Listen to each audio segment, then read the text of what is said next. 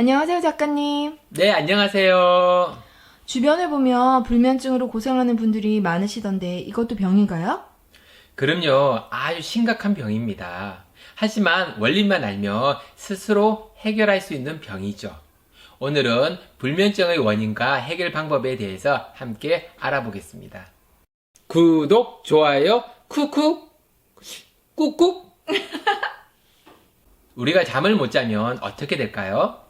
아침에 피곤해서 잘 일어나지도 못하고 낮에도 피곤해서 일을 하기가 힘들겠죠. 그리고 입맛도 떨어질 것 같아요.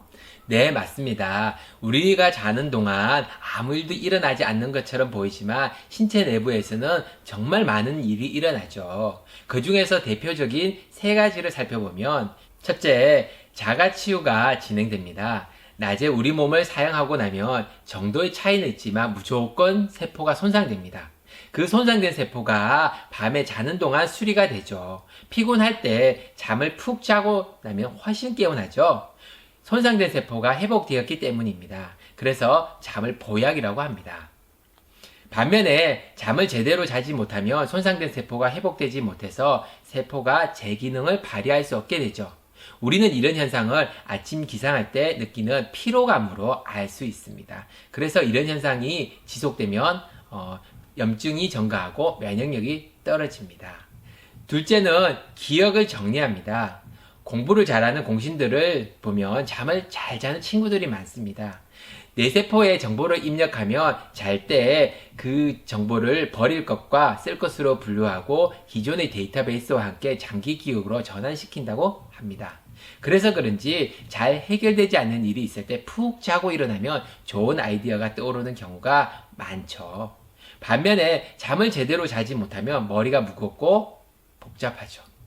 세 번째, 감정을 정리합니다. 우리는 하루에도 수많은 감정을 느끼게 됩니다. 그 쏟아지는 감정들을 정리하기 위해서는 잠이 필요하다고 합니다. 즉, 칠판에 그려진 수많은 감정들을 깨끗이 지우는 과정이 필요하다는 것이죠.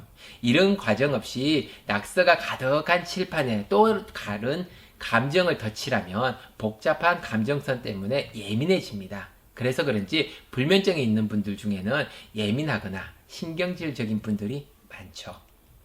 그렇다면 약을 먹더라도 불면증에서 빨리 벗어나는 것이 좋겠네요. 약을 선택하는 것은 개인의 몫이지만 꼭 부작용을 알고 드시길 바랍니다. 가장 보편적으로 사용되는 불면증 약으로는 졸피뎀이 있습니다. 자주 복용하면 중독성이 있고 내성이 높아서 복용할수록 양이 늘어나죠. 그리고 순행성 기억상실증, 졸림, 시각적 환각, 구강건조, 설사나 변비, 그리고 사지 떨림, 기울림, 관절 통증, 그리고 생리 과다, 두통, 몽유병 등 다양한 부작용들이 있다고 합니다. 그래서 요즘은 조금 안전하다고 하는 항히스타민계 또는 멜라토닌 제제와 같은 수면 유지제를 많이 사용하지만 이 또한 심한 진정 효과가 있어서 치매, 졸림, 맥박 증가, 그리고 변비, 구강근조증, 그리고 배뇨작용 등의 부작용이 나타날 수 있다고 합니다. 그래서 의사들도 주의해서 약을 처방하고 가능하면 약보다는 수면 습관과 건강관리를 통해 불면증 개선을 권하고 있죠. 불면증을 해결하는데 수면 습관은 이해가 되는데 건강관리가 무슨 관계가 있나요? 상식적으로 건강한 사람이 잘 잘까요? 건강하지 못한 사람이 잘 잘까요? 아마도 건강한 사람이 더 잘 자겠죠? 맞습니다. 자는데도 많은 에너지가 필요합니다. 건강한 육체가 충분한 에너지를 공급해 주어야 잠도 푹 잘 수 있기 때문입니다. 그럼 이번에는 불면증이 생기는 원인과 해결 방법을 알아보겠습니다. 불면증을 크게 세 가지 이유로 발생합니다. 첫 번째 이유는 호르몬 교란입니다.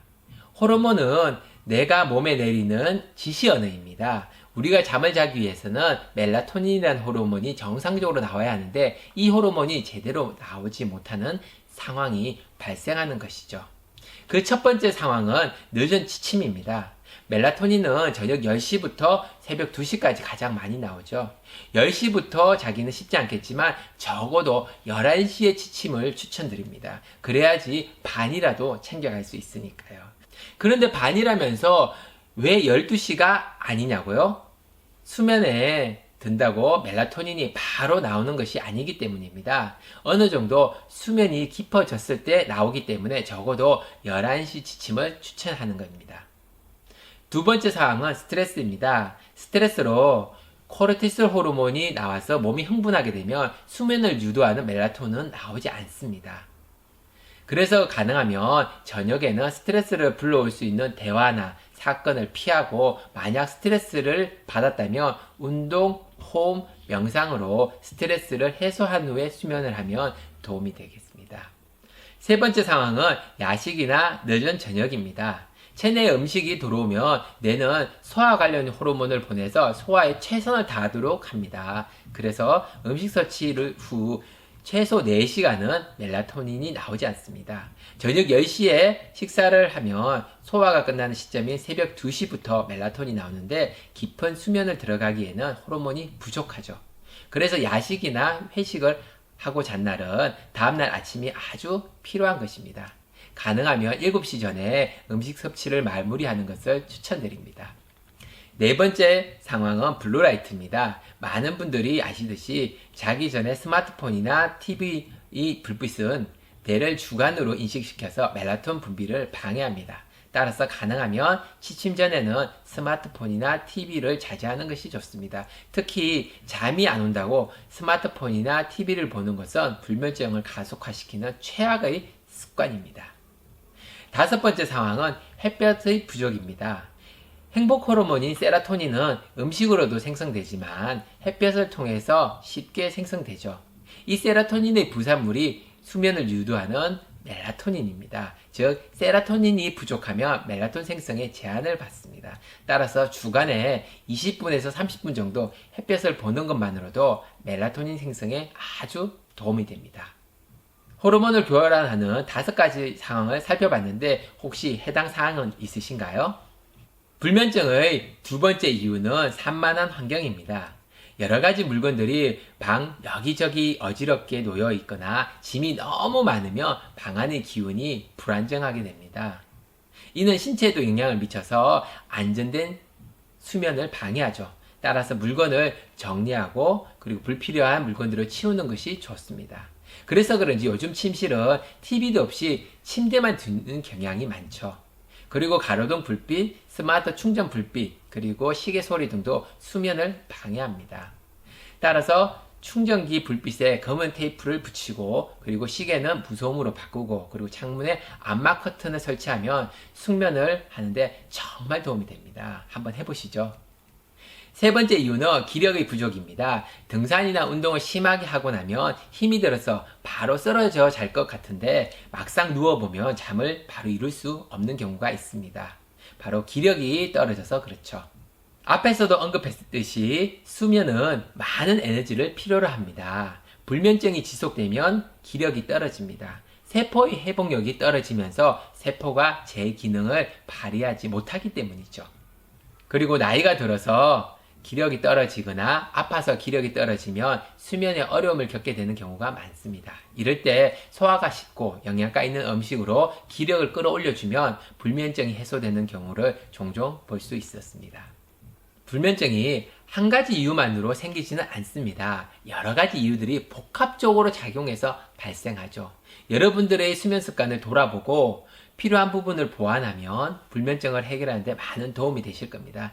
그리고 하루 이틀 실천해보고 안 된다고 투덜대는 분들도 계시던데 불면증을 만든 습관이 하루 이틀 만에 만들어진 것이 아니듯이 좋은 수면 습관을 만들기 위해서도 많은 시간과 노력이 필요합니다. 자기 전에 술을 한잔하고 자면 도움이 된다는 분들도 있던데 이 방법은 어떤가요? 앞에서 이야기했듯이 수면의 목적은 손상된 세포의 자가치유 그리고 기억 정리, 생각의 정리입니다. 술은 처음 잠이 들 때는 도움이 되지만 신체는 수면의 목적을 수행하지 못하게 됩니다. 수면 동안 신체는 술을 해독하고 그리고 처리하면서 에너지를 소모하기 때문이죠. 아무리 적은 술 또는 아무리 적은 음식이라도 그것을 소화하고 해독하기 위해서는 다양한 호르몬과 효소가 생산되면서 에너지를 소모하게 됩니다. 그래서 술을 먹고 잠을 들 수는 있지만 일어나도 개운하지 않은 것이죠. 오늘의 세 줄 요약입니다. 첫째, 수면의 목적은 낮 동안 손상된 세포의 자가 치유다. 그리고 기억의 정리, 감정의 정리입니다. 두 번째는 수면제와 수면 유도제의 부작용을 파악하고 섭취하세요.